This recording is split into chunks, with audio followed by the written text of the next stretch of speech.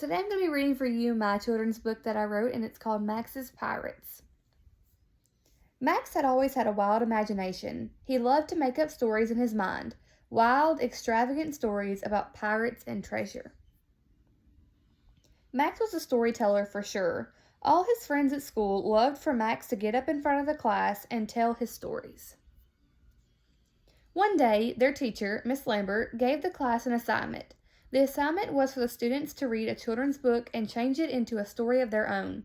They could change characters, events, the ending, or whatever else that they wanted.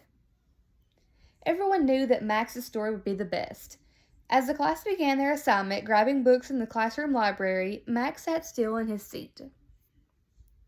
Max had dyslexia. This meant that reading was very hard for him. All his classmates could decode the words so easily. To Max, the words just looked like a jumbled mess. Mrs. Lambert could tell that Max was upset. She knew about Max's dyslexia and was prepared to help him with this assignment.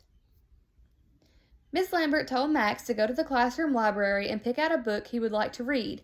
"But it would take me forever to read," Max exclaimed. "I have a plan, just trust me," replied Miss Lambert. Max moped over to the classroom library. Max picked out a book with a pirate on the front. "Very characteristic of you," said Miss Lambert. Miss Lambert opened Max's Chromebook and clicked on a website. "The website will let you listen to the book. It's called an audiobook," said Miss Lambert to Max. "Okay, that seems simple," said Max. Max started to listen to the book he had chosen. The book was about a pirate who was learning how to spell. He had opened a treasure chest full of letters. To get the prize, he had to turn the letters into words. Once the book was finished and the audiobook went silent, Max started on his story. In his story, the pirate had dyslexia just like him. The pirate found an iPod in the treasure chest that showed letters and sounded out the letters.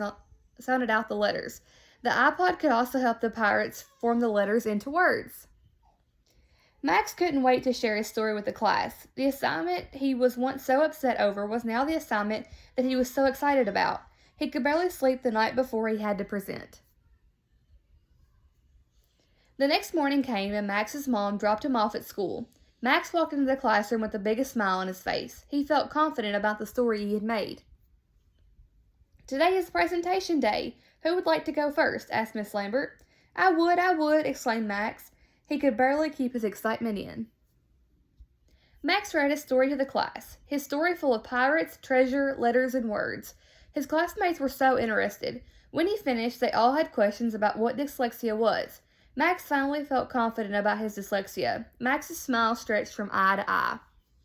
And my reference page, and it was a YouTube video that I watched over dyslexia, the types, and what it is, and etc. So how I can use this book in my future classroom is to help students understand what dyslexia is.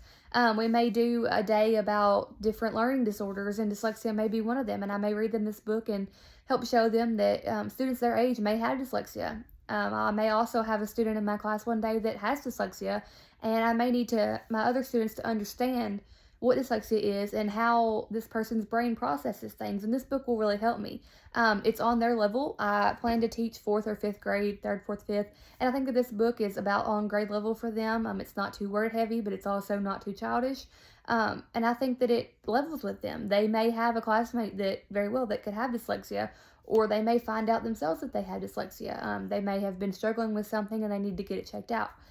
So I think that this book will really help me in that aspect, and I'm glad that I got to write it.